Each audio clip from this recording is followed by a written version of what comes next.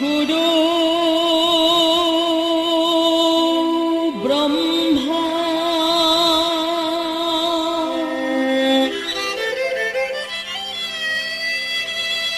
गुरु विष्णु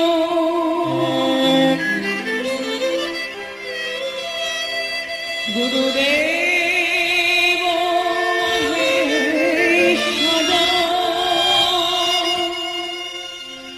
गुरु साक्षात् परं ब्रह्म तस्मै श्री गुरवे नमः।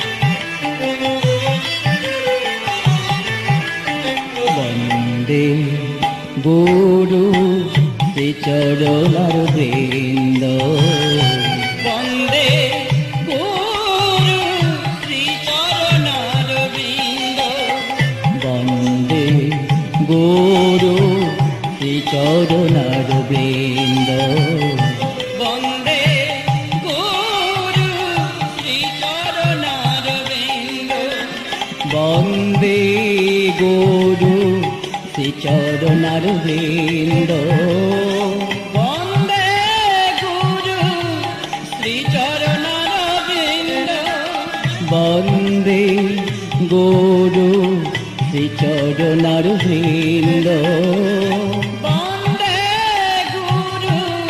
श्रीचरणार वृन्द वन्दे गुरु श्रीचरणार वृन्द वन्दे गुरु श्रीचरणार वृन्द संसार दबानालो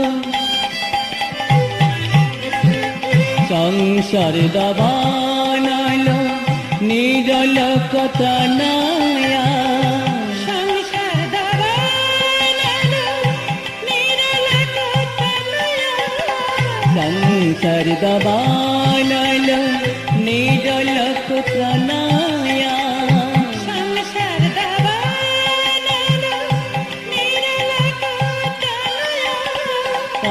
जन्न घन घन तम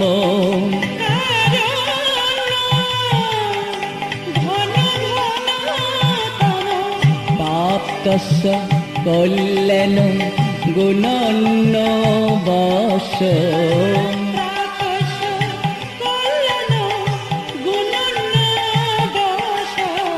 प्राप्तस्य कल्याण गुणन्न वश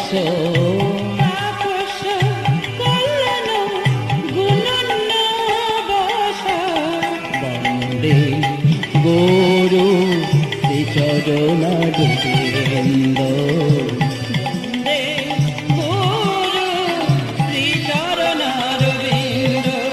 वन्दे राधा गौर गोविन्द वन्दे राधा गौर गोविन्द वन्दे राधा गौर गोविन्द वन्दे राधा गौर गोविन्द वन्दे राधा गौर गोविन्द वन्दे राधा गौर गोविन्द वन्दे राधा गौर गोविन्द हे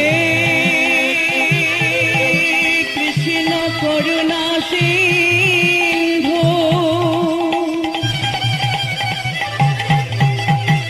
दीनबन्धु जगत्पथे गोपेषु गोपिका कान्त राधा कान्त नमस्तौते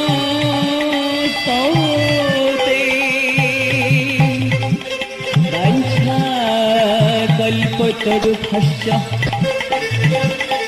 कृपा सिन्धो एव च पतितानां पावनेभ्यः सर्ववैष्णवेभ्यः नमः।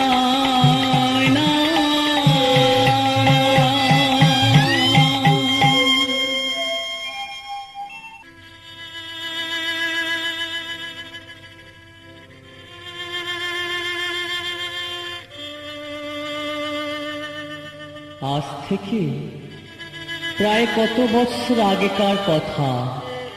ভারতবর্ষের অযোধ্যা নগরে নহস নামে একজন পরম ধার্মিক রাজা ছিলেন। তিনি নিঃস্বার্থে প্রজাদের সবকিছু দান করেছিলেন। প্রজামহলে বহু খ্যাতিও অর্জন করেছিলেন। কিন্তু ভগবান শ্রীকৃষ্ণের কাছে তিনি দান অপরাধী হয়ে পাপে লিপ্ত হয়েছিলেন। সেই পাপে রাজার মৃত্যুর সাথে সাথে রাজার আত্মা স্বর্গে গেল না, শূন্য পথে অবস্থান করেছিল। যদি রাজার জ্যেষ্ঠ পুত্র নরমেধ যজ্ঞ করে তাহলে রাজার আত্মা স্বর্গে যাবে, নইলে নরকেতে যেতে হবে। সেই জন্য রাজার জ্যেষ্ঠ পুত্রকে নরমেধ যজ্ঞ করতে হয়েছিল। রাজা নহসের 4 পুত্র ছিলেন। জ্যেষ্ঠ পুত্রের নাম যজাতি। পিতার ন্যায় তিনি সৎ গুণের অধিকারীও ছিলেন। বংশ কৌলিন্যে রাজা যজাতি রাজবংশে জন্মগ্রহণ করলেও ভীষণ দুঃখের মধ্যে তাকে থাকতে হয়েছিল। শ্রী ভগবানের অপূর্ব লীলা প্রকাশের নিমিত্তে রাজা যজাতি তাহার পিতার আত্মার শান্তি কামনার্থে কিভাবে তিনি নরমেধ যজ্ঞ করলেন, সেই উপলক্ষ নিয়ে এই পালা রাজা যজাতির নরমেধ যজ্ঞ।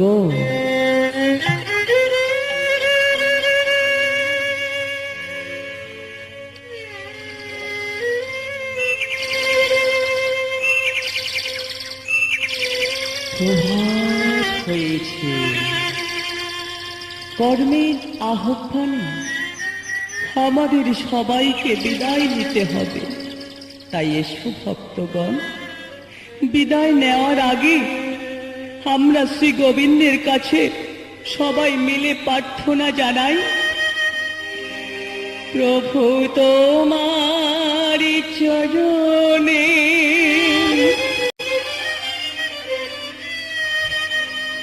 সপে দিলাম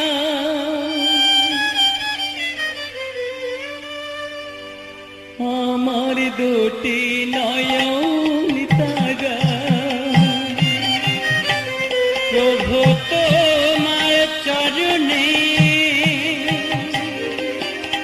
সবে দিলাম আমার দুটি নয়ন তারা। প্রভু তোমার চরণে সবে দিলাম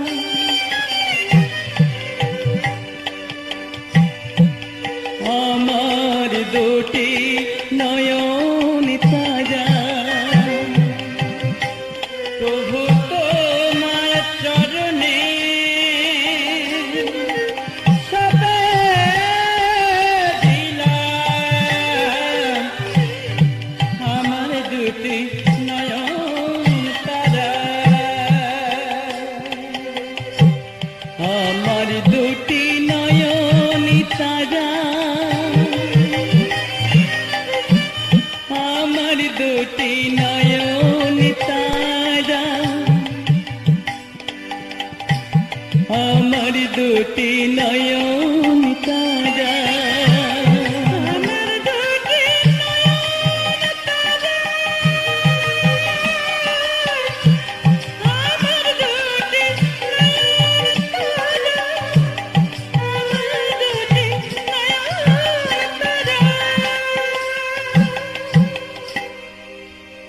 নহসী রাজা যজাতি যজাতি বলে ডাকে উচ্চ ঈশানে।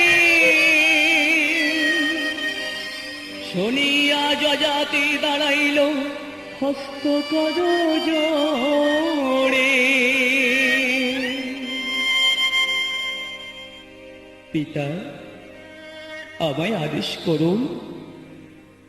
পুত্র যজাতিকে দেখে রাজা নহস বললেন, বাবা যজাতি, তুমি আমার জ্যেষ্ঠ পুত্র, তুমি জ্ঞানী, তুমি ধার্মিক এবং নিষ্ঠাবান। সেজন্য তোমার কাছে একটা গুরুত্ব কথা বলে যেতে চাই। যযাতি পিতার কথা বসে বসে শুনতে থাকলেন। বলছে, পিতা আছে, আমি মারা যাওয়ার সাথে সাথে আমার আত্মা শূন্য পথে অবস্থান করবে। তারপর যদি তুমি নরমের যজ্ঞ করতে পারো তবেই আমার আত্মা স্বর্গে যাবে, নইলে আমায় নরকেতে যেতে হবে। জন্মে জন্মে দুঃখ লয়ে ওই জমপুরেতে থাকতে হবে। পুত্র, তুমি আমায় মুক্তি দাও। পিতার কথা শোনার পর পুত্র যযাতি বলছে, পিতা, ঈশ্বর নাই করুন, তোমার কাছে আমি শপথ করলাম, তোমার মৃত্যুর পর তোমার আত্মার শান্তির জন্য আমি নরমেধ যজ্ঞ করব। এইভাবে পিতা পুত্রের কথা স্থির হলো। তারপর একদিন হঠাৎ নহুষ রাজার মৃত্যু হয়ে গেল। তখন রাজার জ্যেষ্ঠ পুত্র যযাতি কি করলেন? যযাতি ছুটে চললেন গুরুদেব বশিষ্ঠ দেবের আশ্রমে। ছুটে চলেছে গুরুদেবকে ডাকতে ডাকতে, গুরুদেব, গুরুদেব, গুরুদেব, আমায় বিধান দিন, আমি নরমেধ যজ্ঞ করব। সে কি কথা? তুমি নরমেধ যজ্ঞ করবে? না না, তা হতে পারে না। এ কথা তুমি বলছো কেন? তুমি প্রজাদের মঙ্গল কামনা করো, তুমি প্রজাদের শান্তি কামনা করো। তুমি ছাগমেধ যজ্ঞ করো, তুমি অশ্বমেধ যজ্ঞ করো, তুমি গোমেধ যজ্ঞ করো, তুমি রাষ্ট্রীয় যজ্ঞ করো, তুমি নরমের যজ্ঞ করতে পারো না। রাজা যযাতি, তুমি নরমের যজ্ঞ করতে পারো না। কিন্তু গুরুদেব, পিতার আদেশ তো আমায় পালন করতে হবে। পিতার আত্মার শান্তির জন্য আমায় নরমের যজ্ঞ করতেই হবে গুরুদেব। তাই গুরুদেব, বিধানে কি দেওয়া আছে বলুন না গুরুদেব। গুরুদেব এই কথা শুনে বিধান পাঠ করতে লাগলেন।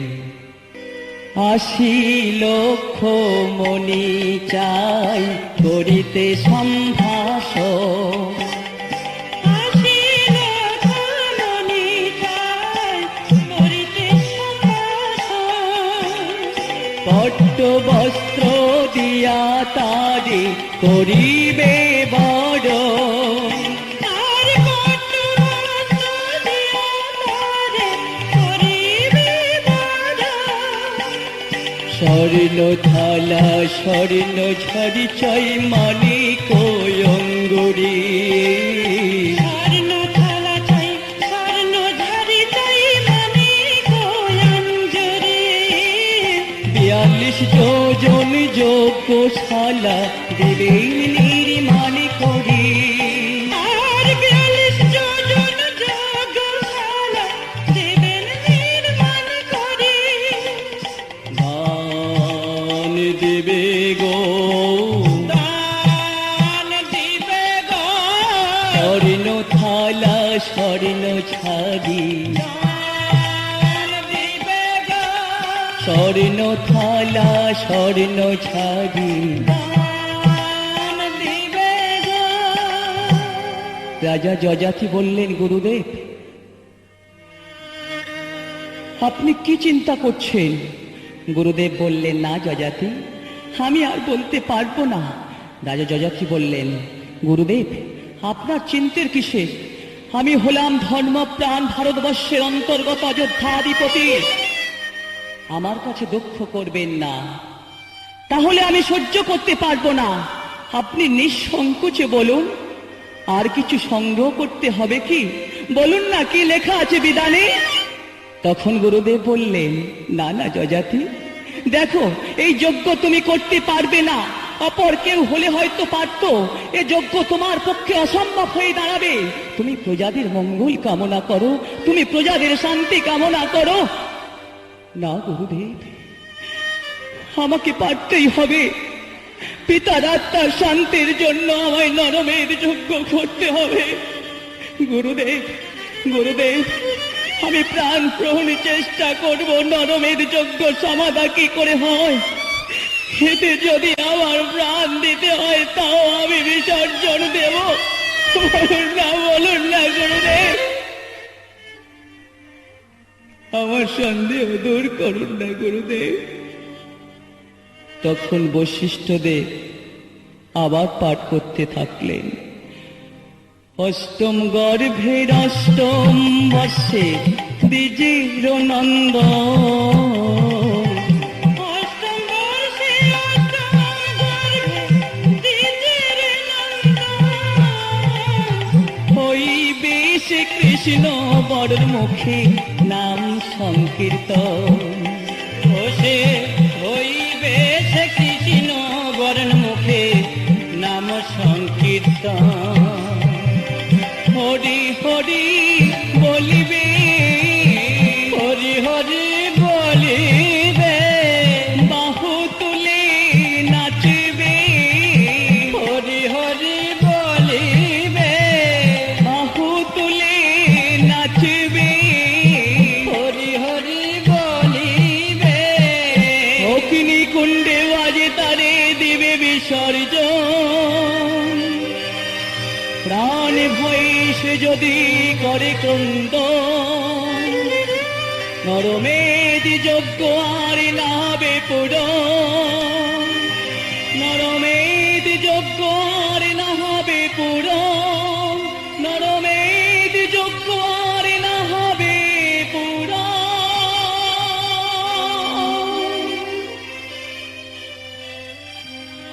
মায়ের অষ্টম গর্ভের সন্তান হওয়া চাই, 8 বৎসর বয়স হওয়া চাই, ব্রাহ্মণ ঘরে জন্মগ্রহণ করা চাই। গৌর বর্ণ হলে চলবে না, গায়ের বর্ণ হতে হবে কৃষ্ণ বর্ণ।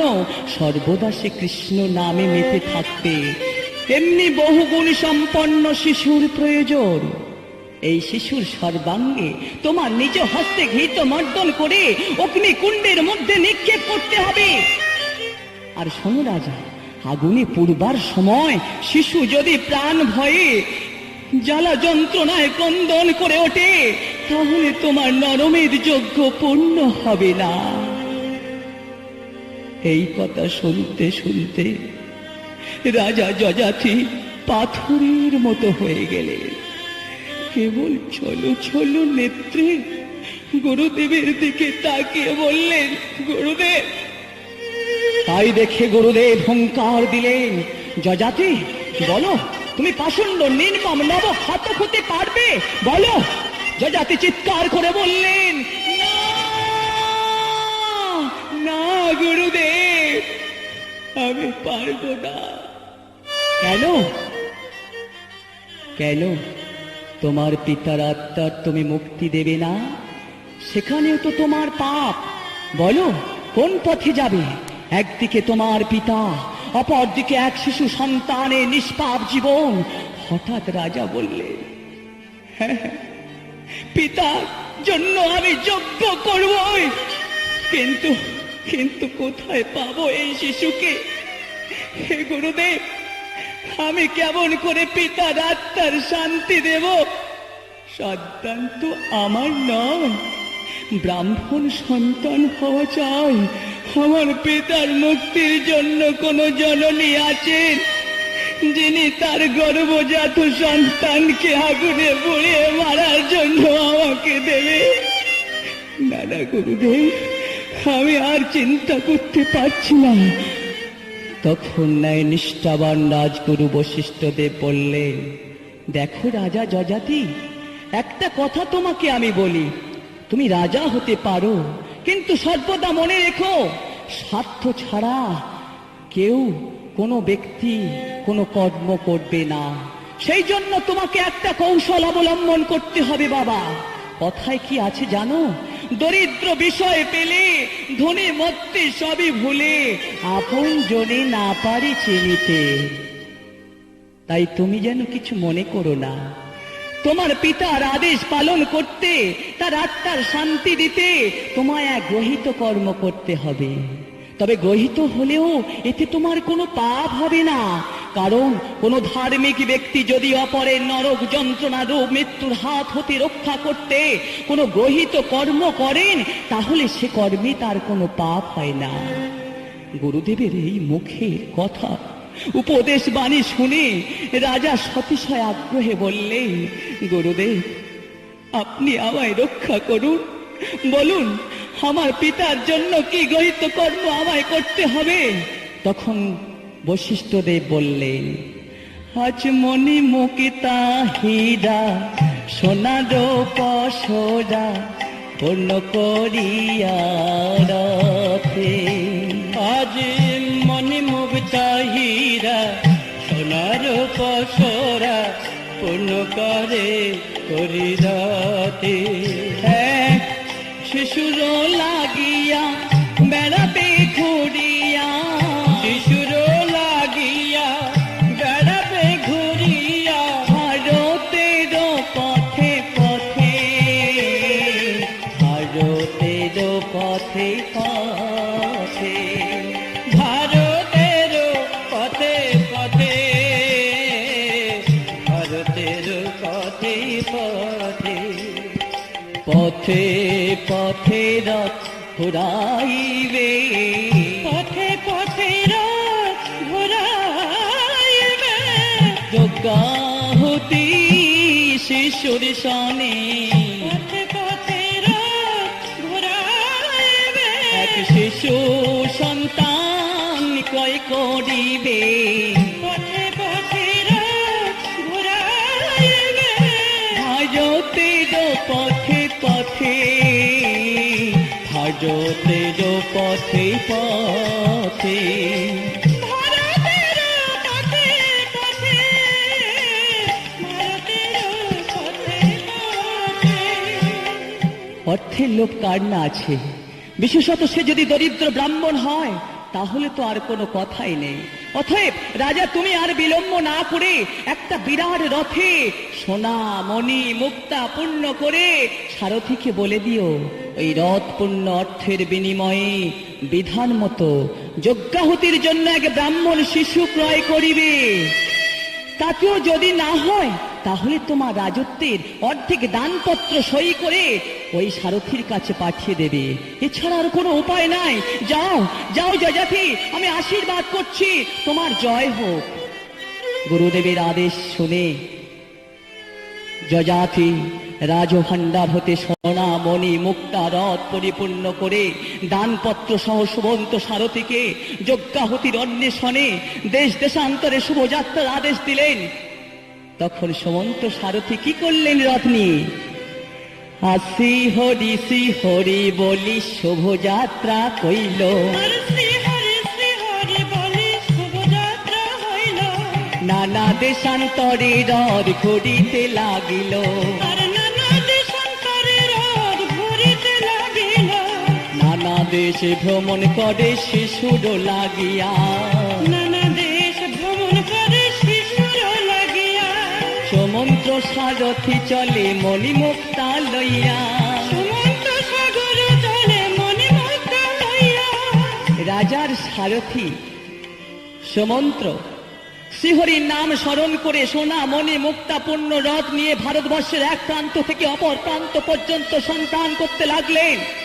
পূর্ব ভারতের উত্তর সীমান্তে বহু মুনি ঋষি ব্রাহ্মণ বৈষ্ণবের বাস ছিল। সেখানে গিয়ে সমন্ত সারথি দেখতে পেল কি না, বহু মুনি বহু ঋষি পার্বতের গুহায় অভ্যন্তরে এখানে ওখানে বসে আছে। তাই দেখে সুমন্ত সারথি বলছে, কি কথা? সুমন্ত সারথি আজ শঙ্খ ধ্বনি কইল, মনি ঋষির যোগন ধাইয়া চলিল। মনি ঋষিরা সবাই এসেছে সুমন্ত সারথির কাছে। আর সুমন্ত সারথি ওই মনি ঋষিদের উদ্দেশ্যে কি কথা বলছেন? হে ঋষিগণ, হে মণিগণ, আপনাদের আজ নিমন্ত্রণ। আপনারা রাজা যজাতির যজ্ঞেতে চলে যাবেন। বিশাল ভারতবর্ষের পূর্ব পশ্চিম উত্তর দিক ভ্রমণ করে ব্রাহ্মণ বালককে না পেয়ে দক্ষিণ দিকে যাবার জন্য মনস্থির করলেন সুমন্ত্র সারথী। সুমন্ত্র সারথী দক্ষিণ দিকে চলেছে শিশুর সন্ধানে। কলিঙ্গ দেশে মেঠো পথ, গ্রামের পথ দিয়ে চলছে, লোকজন তেমন নেই, সময় মধ্যাহ্ন। হঠাৎ সারথী দেখতে পেলেন একজন বৃদ্ধ ব্রাহ্মণ সেই রথের দিকে আসছে। আর সারথী তখন দেখছে সেই দরিদ্র ব্রাহ্মণকে। আর দরিদ্র ব্রাহ্মণ কি বলছে বাবু, আমার 8টি সন্তান, আজ 3 দিন না খেয়ে আমরা এখানে পড়ে আছি। বাবু, আমায় একটা পয়সা দাও না বাবু, আমায় একটা পয়সা দিন না। আমি দিন ভিখারি, নাই করি,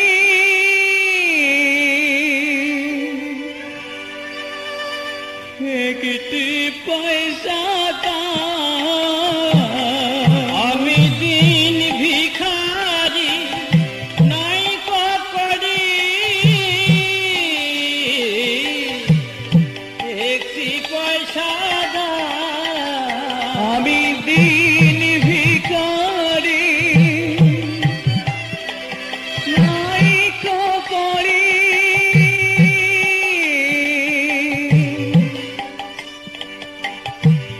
একটি পয়সা দাও। আমি দিন ভিখারি, নাই করি, একটি পয়সা দাও। তারে না পথিক খেদে নয়নে জড়ো সুবারি, কেহ নাহি ফিরা কে তাকায়। তারে না পথিক হেরি, নয়নে জড়ো সুবারি, কেহ নাহি ফিরায় তাকায়। আমি দিন ভিখারি, নাই করি, একটি পয়সা দাও। আমি দিন ভিখারি, নাই করি, একটি পয়সা দাও না বাবু, আমায় কিছু ভিক্ষা দাও না বাবু। এই দেখো, আমায় আজ কেউ ভিক্ষা দেয়নি। কোন মুখে যে বাড়ি ফিরবো কে জানে, ছেলেদের মুখে যে খেয়ে দেবো কিছুই ভেবে আমি পাচ্ছি না। দাও না বাবু, আমায় একটি পয়সা দাও না। এই কথা শোনার পর সুমন্ত্র সারথী ঠাকুরমশাইকে বলছে, আচ্ছা ঠাকুরমশাই, আপনার কয় সন্তান বললেন? 8 জন না? হ্যাঁ বাবু। আমার নাম, আপনার নাম কি? আমার নাম সিদ্ধান্ত ঠাকুরমশাই। আচ্ছা ঠাকুরমশাই, আপনাকে আমি একটা কথা জিজ্ঞাসা করব। বলুন না বাবু। আপনার ছোট্ট ছেলেটি দেখতে কেমন বলুন তো? ও, আমার ওই কুশধ্বজের কথা বলছেন? ও রূপের কথা আর কি বলবো, আমার সব ছেলেগুলি হয়েছে ফর্সা, আর ওই কুশধ্বজ কেমন জানো? যেমনি তার কালা বড়, তেমনি তার গড়ন। যেমনি তার কালা বড়, তেমনি তার গড়ন। আবার কালোর মাঝে আলোর ঝলক, মজাই সবার মন।